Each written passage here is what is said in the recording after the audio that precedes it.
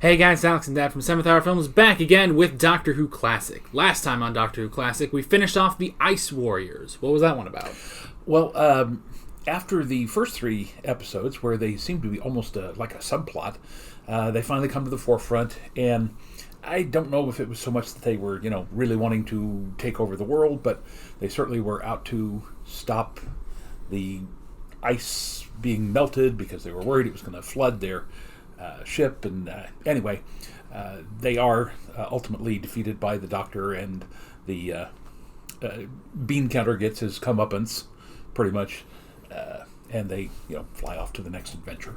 Yeah, they decide to go against the computer and take the risk to use the ionizer, and luckily it did not set off like a nuclear strike, basically, that would have killed them, but instead just flooded the Ice Warrior ship. So, yeah, all in all, pretty good episode. Yeah, we enjoyed it. Yeah.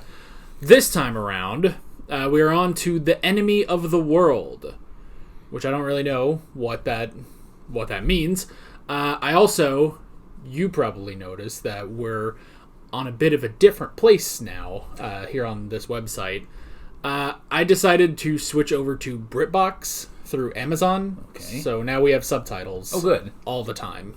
So I think there might be like a couple exceptions, like for a recon or two here and there, but for the most part, like most episodes are complete from here on. There's like one or two episodes I think that are just like full recons, but and then after that, it's just smooth sailing from then on out. So well, we have commented that some of the Second Doctor's episodes really do suffer from the recon. For example, we were talking about the Abominable Snowmen.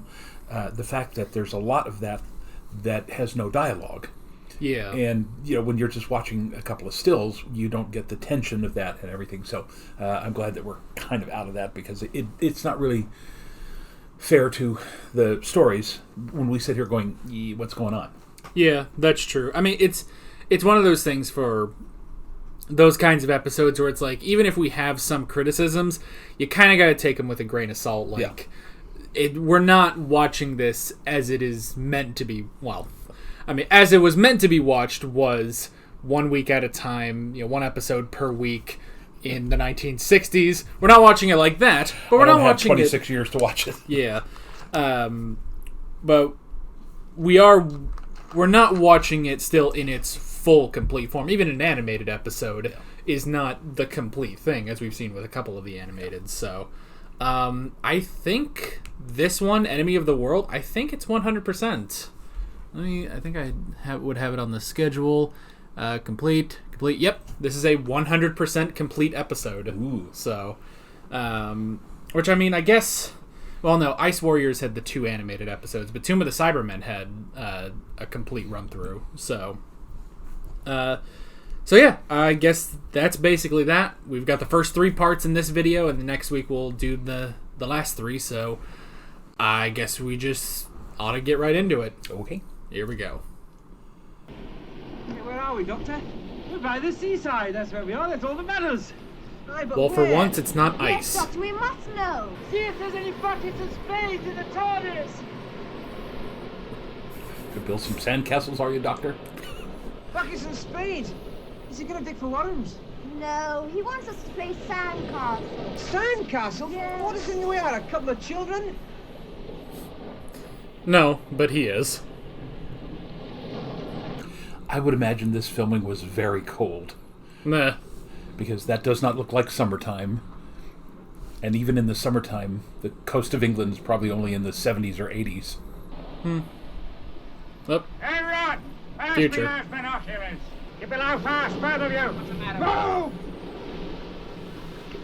Move! Oh, that's going to be cold.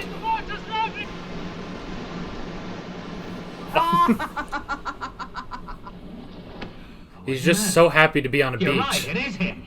You think I'm gonna pass up a chance like this? You're crazy. Well, at least wait till I get there. I wonder if it's like 3 minutes after the last episode they just moved in space. Though why would they want to That's kill the just what I Doctor? said. How could it be him?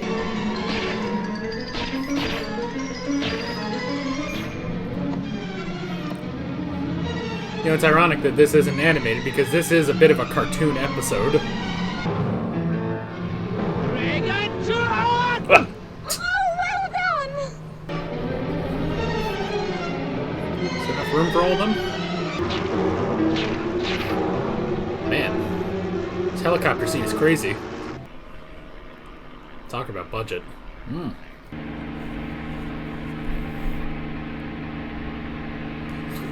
2018. What is this thing, Doctor?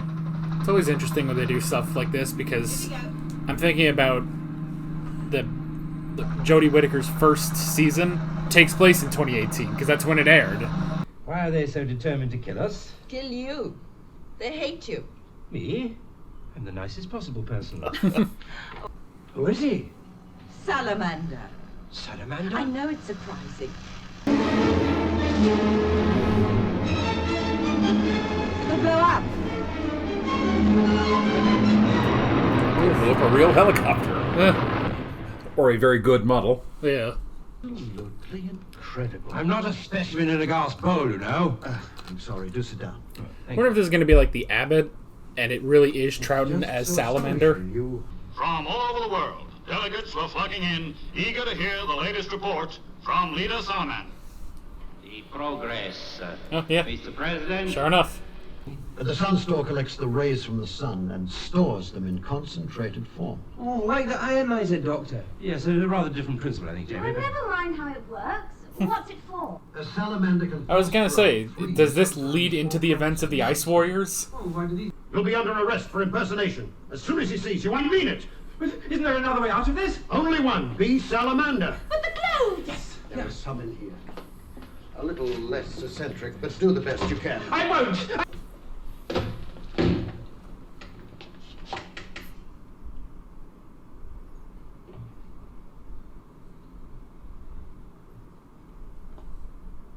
Why, hello, Bruce. What are you doing here, huh?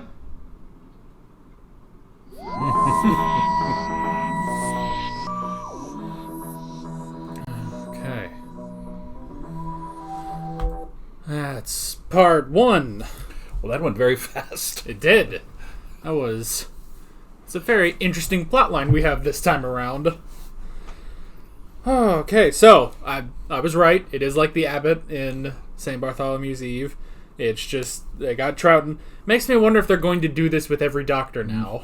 Like this has to be like a rite of passage. Every so often, a doctor will be playing a different character, and you must impersonate them, I guess. So, yeah, definitely an interesting one. I do like that it's like, okay, it takes place in 2018 because, you know, you have stuff like the moon base in 2070 and it's like, okay, well, maybe in 2070 we'll be there, you know? It's 2021 now, so it's sort of a Back to the Future thing, like, this didn't happen. But it's just funny to see, you know? Well, again, the hovercraft was a big thing. I guess developed in the late 50s and started using it in the early 60s. I remember there's a James Bond film that has a whole hovercraft sequence in it. The helicopter, of course, has been around since, practically since the 1930s in its original form. But here it was somewhat advanced. I was rather surprised they could get 4 people in that. Yeah. Because it didn't look very large. But again, the chase sequence and the whole works, and again, it's very fast moving. They get to the plot very quickly. Obviously, we're going to try to figure out why this guy is appearing to be such a good person, and yet he's is obviously a stand-in for authoritarian figures like Stalin and all the rest. Yeah, that's definitely what I was thinking. Sort of Stalin like, and then replacing key people with like his friends and stuff. Now they mentioned Napoleon. That's what Napoleon did, if I recall correctly. After he was put on the Directoire, he ultimately replaced the other 4 men with his own people, and then by 1799 he got all of them to resign, leaving him in complete control, making him the emperor. I guess about 5 years later. So, it's also interesting that the Doctor has a bit of trouble impersonating, like getting the accent down, because he's done that sort of accent before. Like I guess was that back in the Highlanders? I guess that was a while ago, but still, when he like put on that accent too. So, well, that sort of accent. I'm not sure what accent it is specifically, because he says like, "Oh, maybe something down in Mexico," and it's like, is that what that is? Because I was thinking like East Europe vaguely. Yeah, it was one of those that had a very odd kind of twist to it. But yeah, the Mexican accent would have been much more pronounced. But again, you're looking at a British actor trying to come up with an Americanized version of a Spanish accent. So yeah, Spanish is very hard to do. I only had to do that once, and that was probably 1974, 75, where I played a building superintendent who had a Spanish accent. But yeah, it's you really have to practice the lines over and over and over again. So I imagine with their short shooting schedule, that might have been kind of tough for him to do. You could also make the argument, and this is a very stupid argument, but you could make the argument that they thought, well, 2018, it's 50 years from now, who knows? Maybe the world is so diverse that you can get this sort of strange accent out of Mexico. Out of a guy born in Mexico. Well, there's, and again, this isn't specifically Mexico, but more South America. There was a big thing right after, spoilers, World War II, where a lot of the Nazis escaped from Germany and moved to South America in places like Argentina and Paraguay and places like that. The X-Men First Class, remember Magneto, Eric Lencher traces down one of his old tormentors there. Yeah. So you would have an English person trying a Spanish accent on top of a German accent.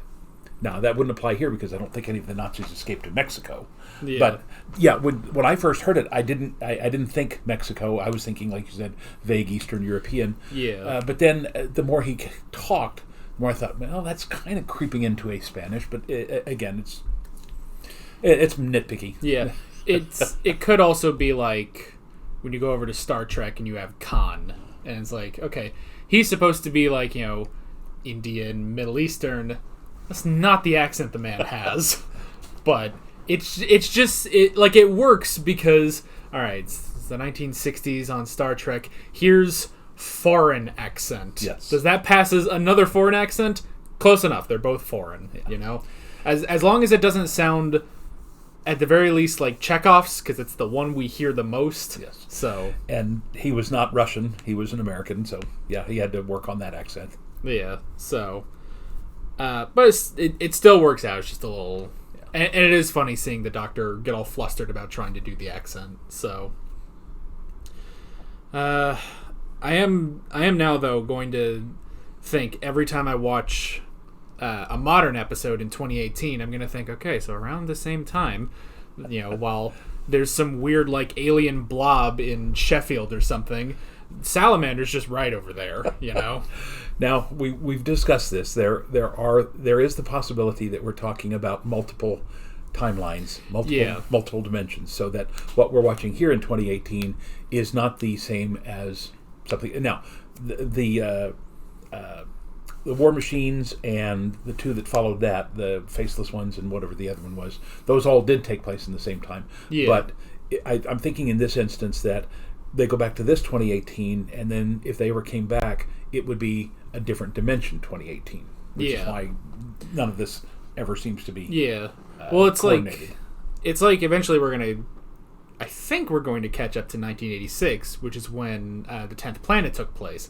So is there going to be an episode like with McCoy where it's like, oh look, there's a planet up there. It's an upside down Earth, and there's Cybermen everywhere. Well, I've already dealt with that, so I'm just gonna move on. So, Is that right? You still dare to question me? They have information. I shall get it. I will see you on my return. Now leave me.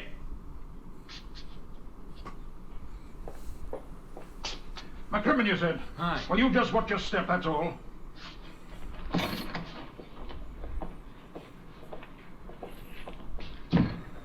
never said a word.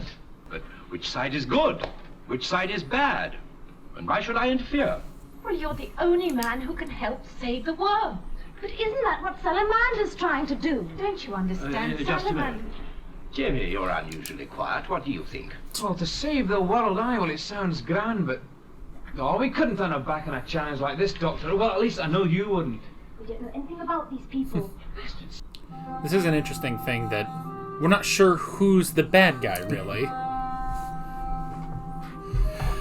Yeah.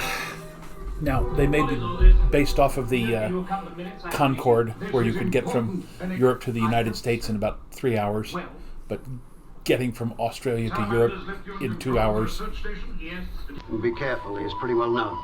Oh, don't worry. I suggested that we meet under a disused jetty by the river. Disused Yeti? No. Jetty. Anything else to tell us? No, if the plan goes through, I'll try and It'd contact be hilarious you if again. the Yetis were in this one, too. Oh, that's good. Is it? I'm very glad to hear that. What? I am Salamander's food taster. Does he need one? There have been many attempts to poison him. Yeah, dangerous job. That's why it's very nice to have help for a change.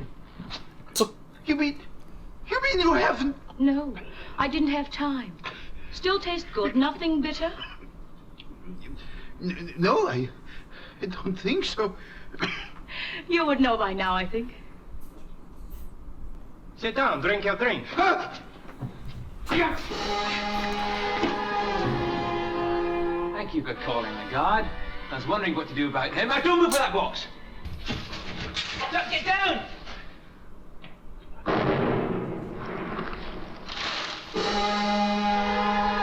Here we have an attempt to destroy me. Where are you? It's not so good, boys. It's not so good. I'm watching you. Now look after him. So this is a weird way to gain his trust. Yeah. What an extraordinary... Salamander's outfit is I really prize loyalty very highly, very- my friend. 18th and early Very 19th century generously. Mexico. Like I do the girl Ferrier. History of Hungary is about to be rewritten. They used some of that footage before. I mean, clearly no one would remember that from 5 seasons ago, but still. At your trial, Federin will be the chief witness against you.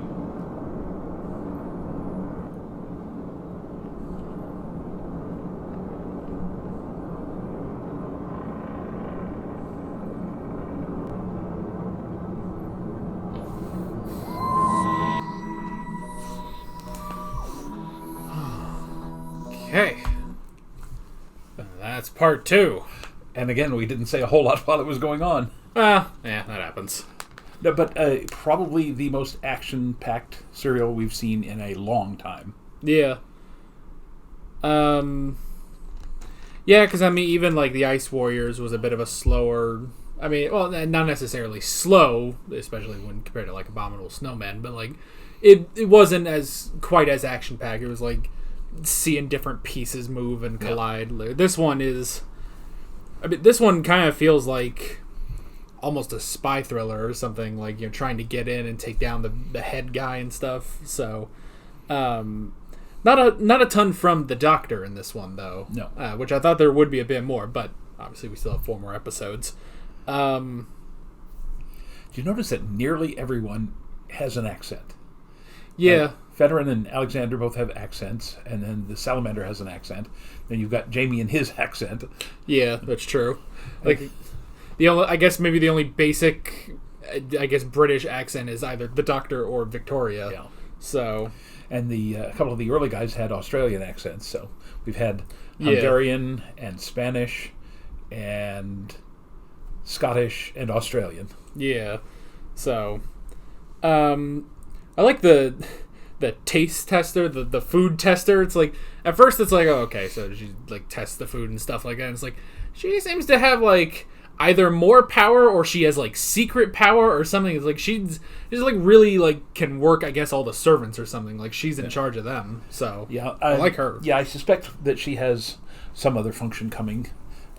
Some special relationship to Salamander, perhaps. But I mean, that's what you would see in most spy films and things like that. Yeah. I was also slightly waiting for when they say, yeah, so this must be your girlfriend, for Victoria to just be like, I'm what? Excuse me? So, it just seems like something like they would come up with that, like Jamie would come up with that, and then Victoria wouldn't have known that, so... By the way, I'd like to insert here a plug for a wonderful film from the mid to late 80s called Moon Over Parador, about an actor who is asked to take over the role of a South American dictator. It's very, very funny. Richard Dreyfuss, I want to say Raul Julia, can't remember who else was in it, but a very, very funny film, and kind of the comedic reverse of what we're watching here. Yeah. It is also interesting, just Jamie's idea for gaining Salamander's trust. Like, he just happens to, it's like, oh, well, I was on holiday and I saw there was an assassination attempt, so I decided to stop it. Like, that's a very weak story, but, I mean, it works. It plays into the fact that these megalomaniacs like Salamander tend to love flattery. Yeah. So when he says, I had to save you, you're saving the world, that would go a long way with Salamander to believing it. Now, we also have the whole thing of like, oh, maybe he caused the eruptions somehow. That also does seem to be something coming down the pike, perhaps. Yeah, so maybe, obviously we'll probably get a bit more of that. Maybe he's secretly, like, this is part of his plan or something, but I do still like that we're not really sure what side to be on. Like, it would be an interesting twist if Salamander was actually good and he was going to save the world, just maybe his methods aren't the greatest or something. But erupting those volcanoes and, there's all those people there, that's a tick on the bad category, so... And I suspect a lot of that footage, the volcano footage, there was a lot of volcanic activity in the 60s. There was one in Mexico, Patacutin, if I recall correctly. And of course, Mount Etna in Italy, I think it's in Sicily, erupts all the time. And I would suspect all of the building collapses are probably some kind of war footage, some kind of stock footage from the Blitz or something like that. Well, I actually recognized a couple of those shots of like buildings collapsing. I was like, they've used that before on this show. And then I had to stop and I was like, wait, what episode would that have been when stuff was collapsing? That would have been a while ago, probably maybe season 2 or something. The only thing I could think is maybe like Dalek Invasion of Earth when the ship explodes, but I think that was just an explosion. So I don't know. I'd have to either go back and look, or someone can leave in the comments where they have used that exact stock footage before. So we would like to put him to the test, will we, huh?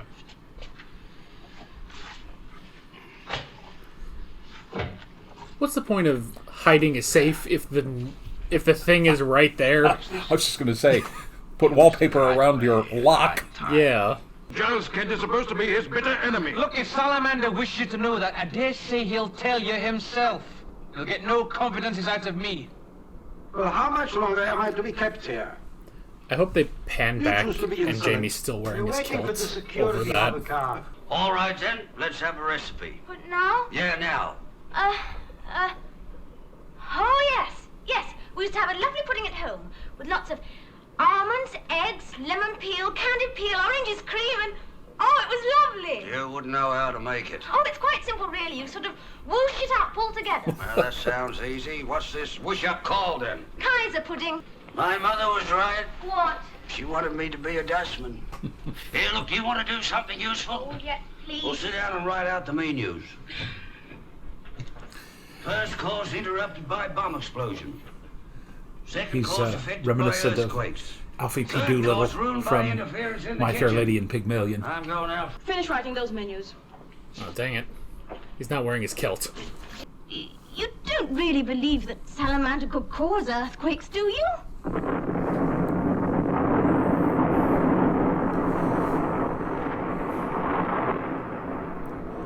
Causing an earthquake, I think, was the plot of the first season of Arrow.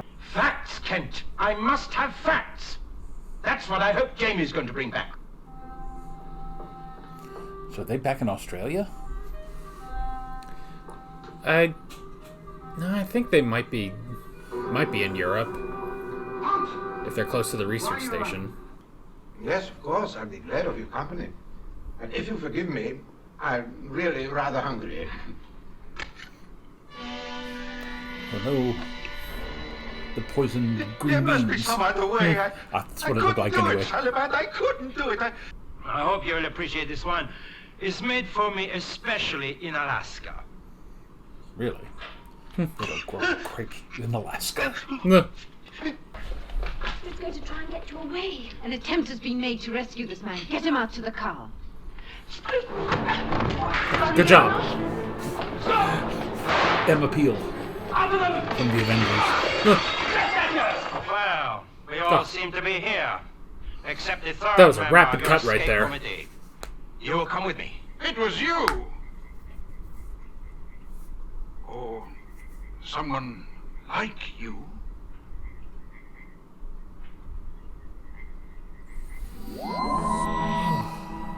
Very interesting. Alrighty, and that is part 3. That was a rapid fire cut between the diversion and being arrested. Like, why do we suspect there was something left out there? Either something was left out, or I don't know. Maybe that's the censoring part. Like, if someone, because Dennis got shot, so maybe that was a bit too gruesome. That got cut out. Maybe if we were watching the recon, we would actually see that. And what about the woman? What about what was her name? I don't know. Do we? Goodness me, we have a cast list on Amazon. Ooh, isn't that amazing? Let's see. It would be yeah, down bottom. Mary Peach. Astrid. Yeah. That was it. Yeah. Okay, yeah, Astrid. We didn't see what happened to her. Yeah. So, and they didn't say that she had been arrested or anything, did they? All they said was that she was trying to escape with Dennis, but he got shot. So, yeah. The comforts of Amazon. We get a cast list this time. Okay. Well, that's the first 3 parts. Pretty solid so far. So, yeah. Definitely an interesting plot. I still like, again, we're still trying to figure out, even though there seems to be very mounting evidence, we're still trying to figure out Salamander and if, like, what he's trying to really do here. Yeah. Which, I mean, it could be one of those, like, what was the name? Faria, like, she says, like, you do what you have to do. Maybe that also applies to Salamander. Well, that's a bit of a stretch, but yeah, I get the suspicion now that he truly is the bad guy. Yeah, we just don't know what exactly he's doing, because the doctor said controlling the forces of nature seems a bit of a stretch, but this guy has somehow figured out solar energy. Yeah, he is capturing and converting the sun's rays into solar power, and I suspect in the next 3 episodes we'll figure out he's somehow diverting that into overheating the volcanoes or finding some way of causing them to blow up, causing these natural disasters with his technology. Yeah. That seems the most logical way out at this point. Yeah, and since we are heading to the research station, at least that's where he's heading, so I imagine, because the doctor is close to there, that's where we'll get our meetup.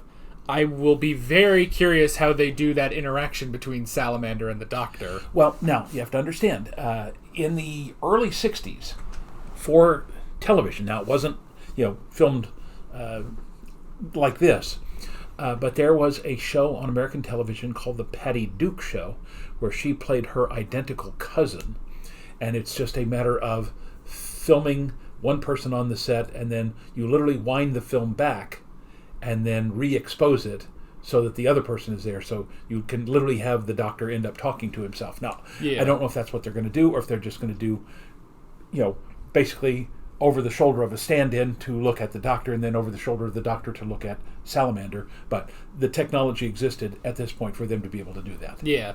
And as long as, you just have a room, you can have one shot be Salamander, cut.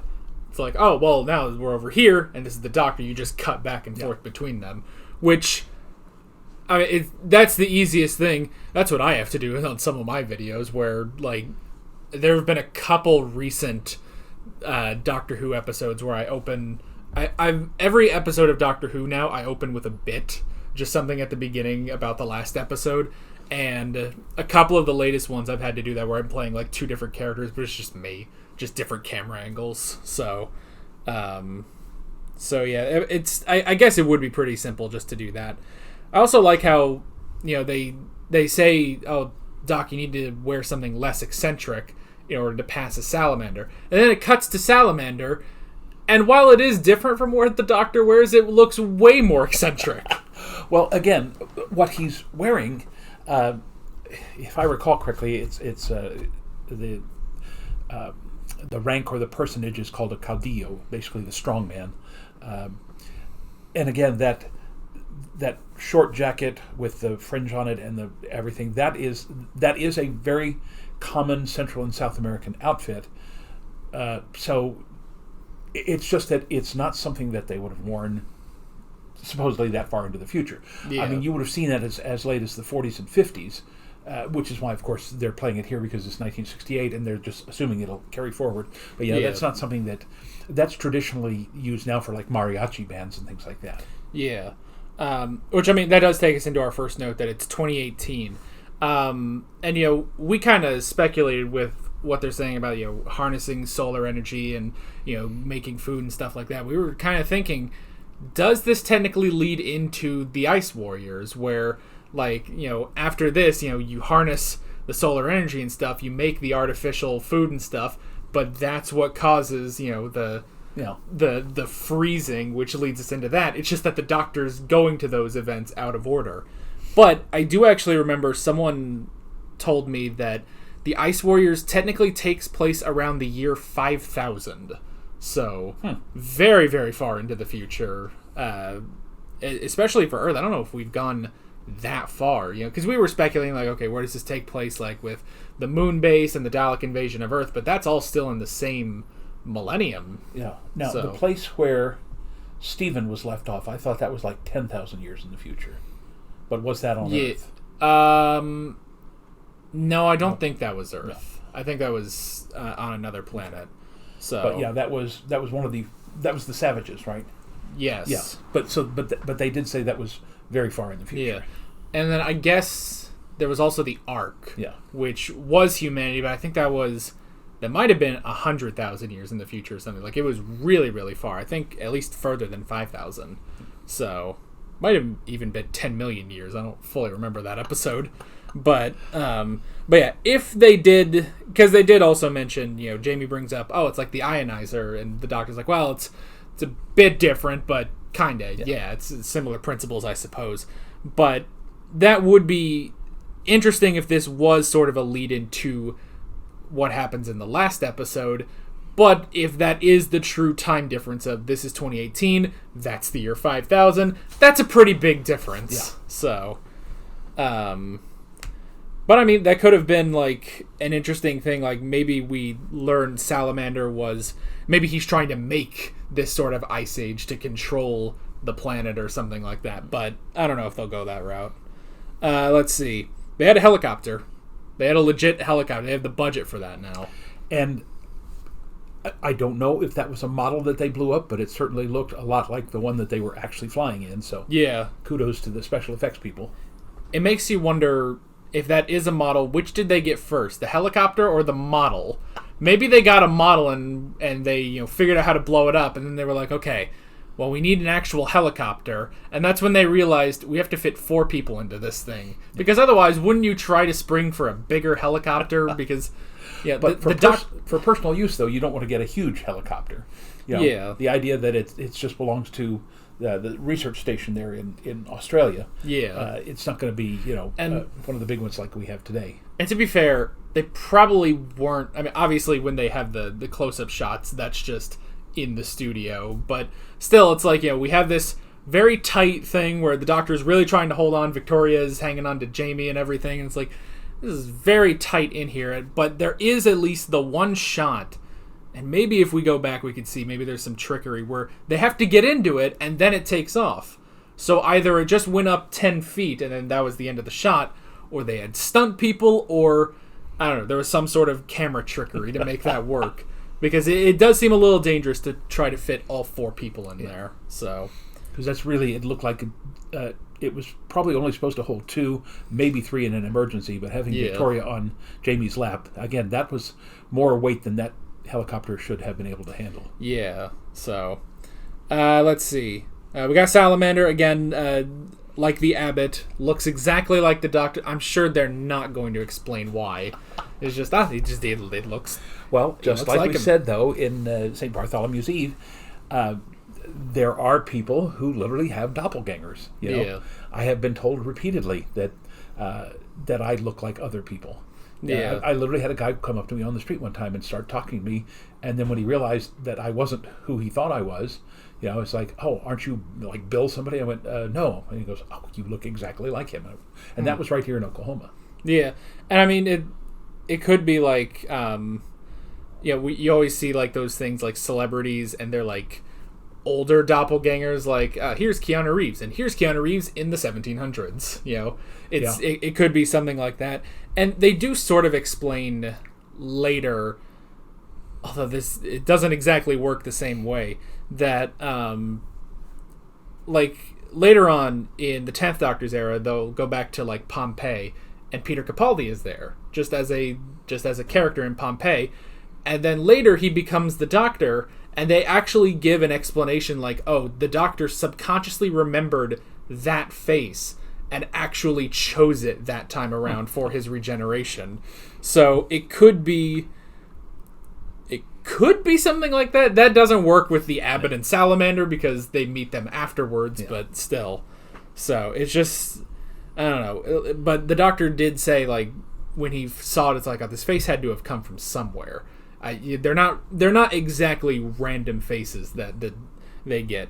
Now again, how, because the Doctor originally was Hartnell, he didn't get that face. That's the face he was born with, and then he met a guy. It's all up in the air. Let's see. We got Kent and replacing different people with Salamander's friends, which that makes sense. You know, they get sort of classic dictator thing to get more power. So, and like you said, it definitely reminded me of, like, you know, Stalin and stuff. I remember, I think, wasn't it that like one way that Stalin got power was he was the phone guy originally? Yeah, like that. Yeah, so he would always like call up people to, like, you know, organize things and stuff, and so he would, I guess it was that he was able to, you know, get information on everyone because he had to call them. He had to bring up specific stuff, and that's what he used later on. Now, I did just briefly have an undercurrent about, you know, basically, you know, this guy who's trying to grow crops and do this, that, the other thing, which will literally change the world. I also got that when we started talking about the dictator thing, I got a flavor of Chairman Mao from communist China, because in the 60s he was doing that. He was basically turning to collective farms where individuals were told, you cannot grow things anymore because you can't grow this particular crop because you must grow this crop so that everybody can be fit. So, and you know, millions of people literally starved to death while they were switching over to that. Then they had the whole Cultural Revolution, which was the same thing. You will believe this, or you will be re-educated, sort of thing. So, yeah, I don't know if this is at all inspired by what was happening in China in the late '60s. But I just for a moment I got that idea, especially about the whole food thing. Yeah, definitely. Let's see. We had impersonate, which I thought, kind of figured there would have been more impersonation of Salamander. Like, we had the one scene, and then the Doctor's kind of, I mean, the last 2 episodes he's been more in the background while Jamie and Victoria are getting, like, information and stuff, and, you know, getting in with just the whole system. So maybe in the next couple episodes we will get a bit more of that. I mean, obviously I feel like we have to have some sort of confrontation between the Doctor and Salamander, but I suspect at the end what they'll do, though, is somehow if they get rid of Salamander, then they'll have the Doctor step into his place and say, I have been wrong and I need to do this and make up for it. And so, I mean, that would be the cliched ending to this, but I would be happy to see something other than that. Yeah, so it's just interesting how they set up the impersonation, and then they don't do it too much, but not really a negative. So again, we have the whole thing of who's right, who's the good guy, and who's the bad guy. Although pretty quickly, it's like it seems like Salamander is the bad guy. Yeah, the further we got into it, by episode 3, with Faria, how they were calling her, she kept saying, it's not what you think. Sometimes you have to do what you have to do. So obviously, it seems to me that she is perhaps destined for another part here, where, knowing that food is poison, she goes ahead and passes it on to him. Something like that. I mean, we're just speculating here, but yeah, it's becoming clearer now that although the Doctor himself is going, I don't know, I don't have all the facts. Yeah. We as the audience can look at this and go, yeah, I think we can pretty much tell that Salamander is the bad guy. I guess we're just sort of waiting for those facts to get to the Doctor. Yeah.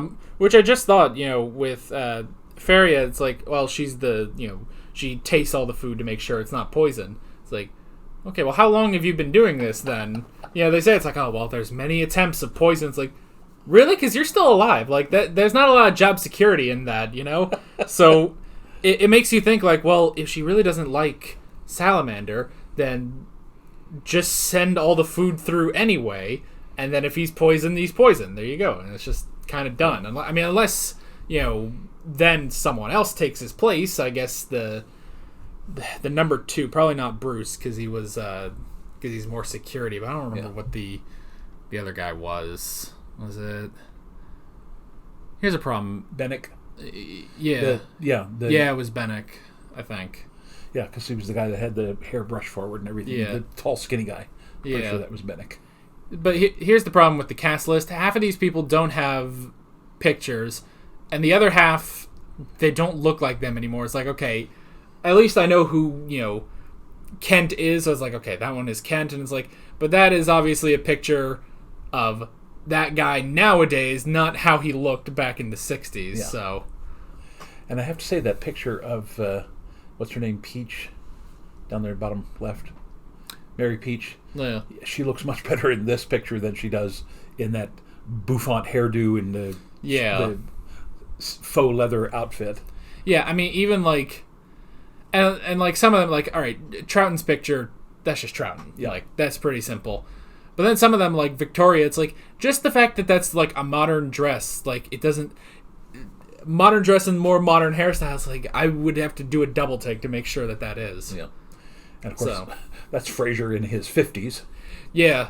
I mean, I still see it. I still see Jamie in there. Yeah. It's just... Makes you wonder, though, if he dyed his hair dark, because he's got he's got blonde hair in this, so either he got blonder, or dyed his hair when he was older, or he dyed his hair darker back then to... look, well, I don't know, Scottish was supposed to be, I thought, light-skinned and red-haired. Yeah. So. Maybe...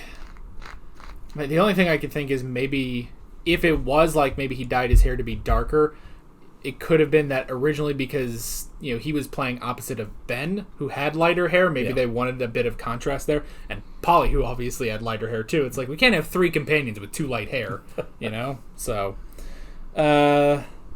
let's see here. We had Jamie gain the trust, at least for a little while. It worked for a little while, and it was interesting. I like when he, when he shows up and... How did the guard get knocked out? I don't actually remember that. Like, oh no, Jamie jumped on him. Yeah, that was it. Is that the guard came in, Jamie jumped on him, and I like his line. It's like, thanks. I didn't know what to do with the guard, but now I have... Now I know. So, and by the way, I just thought of this. We were talking about the cords on the phone. When Astrid was calling back to Giles Kent, her little walkie-talkie didn't have a wire on it, but then he picked up a phone that had a wire on it. So yeah, well, hers looked more like just a standard radio than a phone and an antenna that went on for 8 miles. So, so yeah, it is one of those things like, I guess sort of like in Star Trek, where it's like you look at the original series set and it's like, it's all futuristic in the 1960s. It's like, well, what if we want to bring back the Enterprise in a modern like series or movie? It's like, you have to make that look different. You can't use that exact same set. Although I think they did on like Enterprise and stuff. Well, yeah, Enterprise though was a little more kind of like what they did with the original Alien movie. They had to make it look more, not steampunk, but certainly not as futuristic looking as Star Trek the original series. So. Yeah, but I mean, I think there was an episode of the Mirror Universe on Enterprise where they just found a Constitution-class starship, and it's like, oh, yep, it's the exact same set from the 60s, and here's Evil Archer with that green shirt that Kirk always wore. So yeah, let's see. We got the earthquakes again. More mounting evidence that that Salamander is evil, but I mean, it's like, okay, so people believe he's trying to save the world. I guess what they're thinking is just with the different ways of making food and ending world hunger and stuff like that. But we don't actually know what the plan is. Is it just to take power, like take control of everyone, or is there something else on top of it? We're not really sure at this point. So, I mean, it would be pretty simple if it's just he's just trying to take power, know. So, I mean, that would make sense at least. Now, that's one of those things when, as an actor, when you're asked to play a villain, you can't go into it thinking that this is a bad man. All of these megalomaniacs that we dealt with back in the 60s and still do somewhat today, they all think they're doing the right thing. They're not con men. These are people who get up every morning and say, I have a plan to save the world, and it is so good that anybody who gets in the way must be eliminated. Right? Yeah. So you have to, as an actor playing a character like that, you have to firmly believe that what you're doing is right. Yeah. Or your performance comes off as completely fake. Yeah. Because even you could say, well, with Salamander, it's like, well, yes, that is what the world is saying. It's like he is trying to save the world, but he's obviously clearly doing some of this more, shady stuff. It's like, oh, maybe he is causing the earthquakes, or at the very least, he knew about those earthquakes, and whether or not he's being truthful is like, oh, I tried warning you and stuff like that. It's like that's more up in the air, but it could still be that even with all the shady stuff he's doing, he still believes that stuff will help save the world. Yes. So it's like, well, I'll save the world by ruling over it. Yes. So let's see. We also, I feel a little bad for Federer. Like, he was just he tried. He was trying, but then he couldn't poison Dinesh. It was Dinesh, right? Yeah, Dinesh. Yeah. I just keep thinking of Dinesh D'Souza or whoever that is. That guy. No, don't think of him. Anyway. When they first started pronouncing his name and I saw it was just D-E-N-E-S at the bottom, I thought, that's a very Eastern European pronunciation.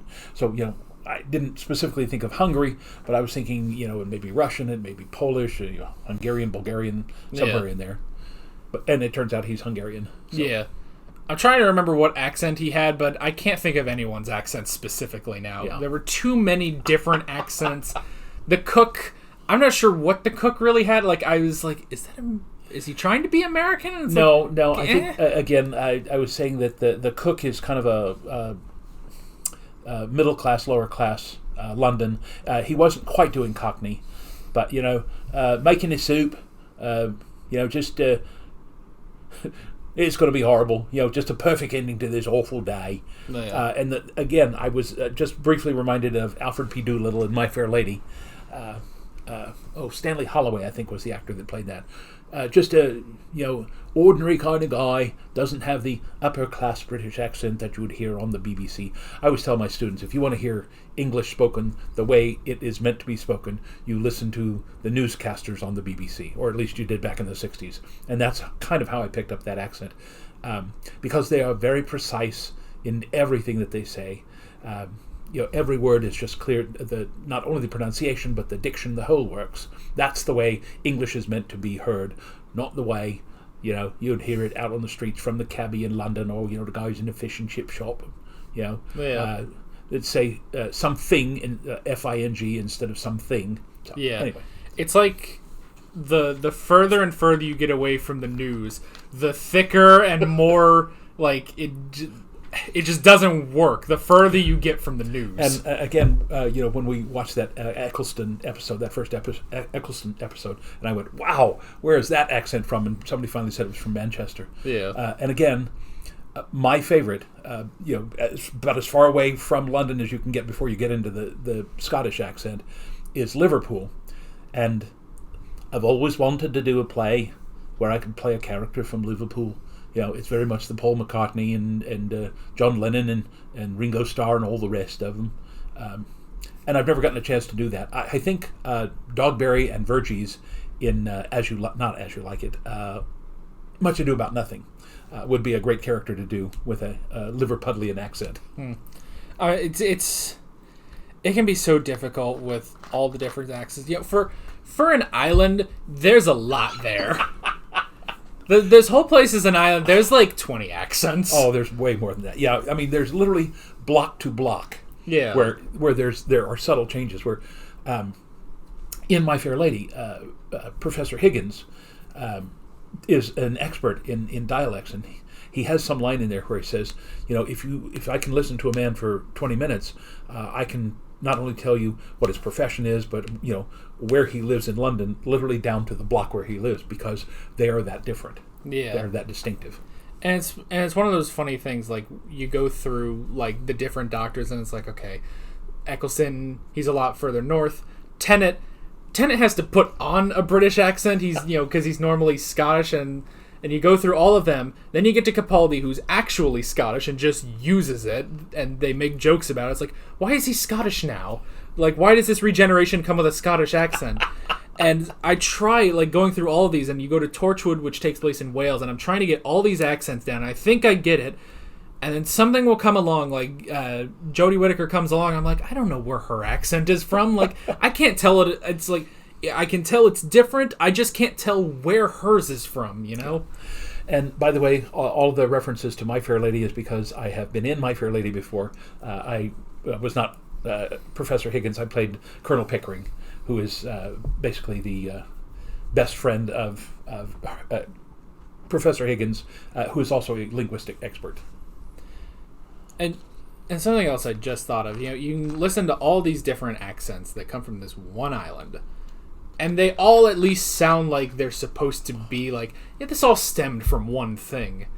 Pop over to the States, and it's like, we're a very big country, and some of these accents don't sound like they belong together at all. But again, part of that is because, for example, there were a lot of Irish in New England, and that Irish will ultimately blend into the Boston accent. But there were also Irish that went out to the Midwest, where they were influenced by the Scandinavians. So, if you ever been up to Wisconsin, or where I lived in Nebraska, you have that really kind of hard sound that's kind of way in the back of the throat. But again, you're thinking, where did that come from? And it's because it's English, but it's influenced by both Irish and Norwegian or Swedish or whatever. So it's just, we have so many different influences here in the United States that it's very different. And some of them just kind of, where they come from, they just kind of generate on their own. You guys probably have seen enough movies to know that out in California, they had this thing back in the 80s called Valspeak, people who live out in the the valley, and where that came from, and why everything always seemed to end in an inflection going up. I have no idea. And it just kind of gags me with a spoon. It's just a strange thing, because it's like, okay, where did that come from? I was like, okay, maybe Irish with a bit of Scandinavian and stuff. It's like, all right, where'd the South come from? The Southern accent. Now that actually, that was one of the easier ones, because most of the people who settled in the South and started those plantations, first the tobacco and then the cotton plantations, these were the gentry of England. Now, Georgia was originally a penal colony, yes, but a lot of the Southerners were the people who were not the ordinary people like the Pilgrims and the Jamestown colony, people like that. But when they came over, again, they had that very upper class British, which, because of the plantation lifestyle, just kind of began to stretch out. So, again, having lived in Montgomery, Alabama, I always say you can almost, just again, almost with the precision of the way they talk, you can see how that had developed from the upper class British. But again, the Southern accent in Montgomery, Alabama is different from the Southern accent in Oklahoma. Oh, yeah, definitely. Like, I always kind of say, like, Oklahoma's in the South, but we're not the South. It's just we're South-ish. Like, We're south, yes. Yeah. We're South adjacent. Yeah, it's like we're around here. We're like the border of the South. Like, if you want the actual South, you go down to Texas, and then you want to go to the deep South. The Red River Plains, there on the southern border between Texas and Oklahoma, is actually known as Little Dixie. A lot of former farmers, not the big plantation owners, but a lot of the small farmers whose farms had been devastated during the Civil War, moved to Indian Territory right after the Civil War. So that's why if you go down to Durant and Idabel and Hugo and some of them places down on the Red River, yeah, they have a variation of the Southern accent. Again, it's got a little bit more of that Northern influence to it. But yeah, that I probably have told you that story. My favorite thing was I was talking to a guy who had basically put up some money to put on one of the plays that I had written at Southeastern Oklahoma State University, and I during the conversation got around to asking him, how did his family have money, and he said to me, this is the absolute pitch and tone of everything he said. He said, "Oh, well, my dad was into all business," and I went, so inside your brain is going, what? Yeah. What did he see?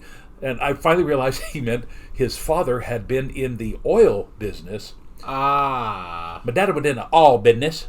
And it was, okay, all. A-W-L-A-L-L. Oh, wait a minute. That's how he pronounces O-I-L. The all business. Yeah. It's like, basically, if you go that far south, that's when they start offering you RC instead of Coke and Pepsi. So, is an RC okay? Oh. I was insulted. Well, we went to a restaurant in far western Oklahoma and stopped in at a local restaurant. And I do what a normal person does. I asked for a Coke. And sometimes, if there's no Coke, you get Pepsi, and that's fine. I like Pepsi. I prefer Pepsi, honestly, but whatever. But instead, they say, "Oh, is RC okay?" I'm like, that's... What? How dare you say that to me? Excuse you. Like, what is an RC? It's a Royal Crown Cola. And yeah, we used to have those in Montgomery, Alabama. It's not... When there's no Coke or Pepsi, you've lost civilization, basically. And, speaking of losing things, we have been off topic for about 5 minutes or so. But, it does tie in because we've been talking about the jumble of accents There's in this a ton of serial. them in this one. Yeah. So, anyway, hope you enjoyed that. Yeah. The last thing in my notes is the diversion, which there's not much else to talk about with that. It's just a very rapid cut on that one. Yeah. So I will be curious to see, if there's any explanation for that. Was something cut out or something, or is it just that's just how they shot it? It's like, well, we've got about a minute left on this episode. I'll just cut the rest of it. They were captured. There you go. So that's basically that. Tune in next time to see what other accents we talk about. Maybe we'll get more into Europe accents as a whole. Get some French and German going on there. Those French, I have that outrageous accent. Now go away before I taunt you a second time. Yeah. You silly English kniggets. Yeah. I don't really have anything to contribute to French because even though I took an entire year of French, I don't remember any of it. So, and I learned it mostly from Monty Python. Yeah. So we're not really experts on French. So your mother was a hamster and your father smelt of elderberries. And on that note, we're Alex and Dad from 7th Hour Films, and we will see you guys next time. Take care. Alright guys, thanks for watching this video. If you want to watch more of our Doctor Who classic reactions, you can click on the playlist, you can subscribe if you haven't done that already, and be sure you hit that notification bell. You can support me on Patreon and follow me on social media, links below in the description. See you guys later.